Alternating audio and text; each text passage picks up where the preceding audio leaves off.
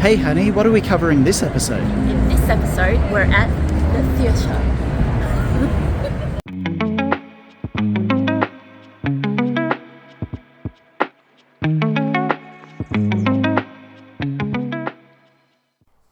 Indeed, we are at the theatre, the opening night, in fact, of the Arthur Miller play Death of a Salesman here in Sydney. In this episode, we go under the influence of the ABC Sydney, or Australian Broadcasting Corporation for our international friends, and their media coverage of the play. The ABC are known for focusing on local current affairs, so the news of Australia's very own Anthony LaPaglia taking on the lead role of Willie Loman in Arthur Miller's renowned play was definitely newsworthy. You can find their Instagram post of their coverage linked in the description below.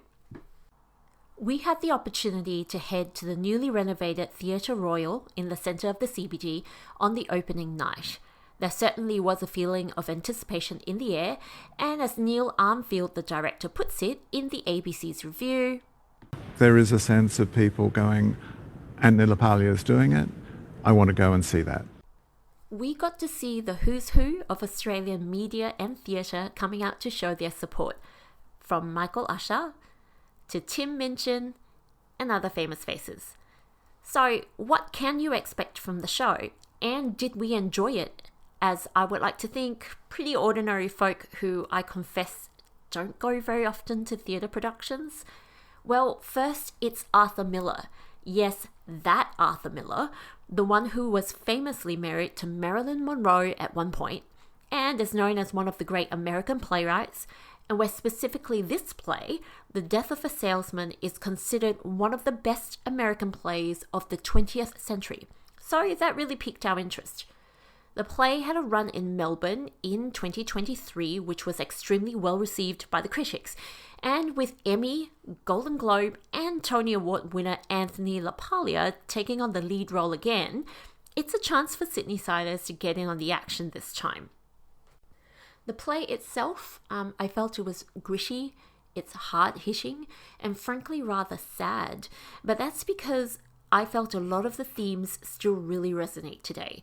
It wasn't what I considered too highbrow, and I felt the characters' tireless quest and struggle for meaning, recognition, and the pursuit of that great American dream remains just as relevant today universally, and perhaps even more so as when Miller first wrote it.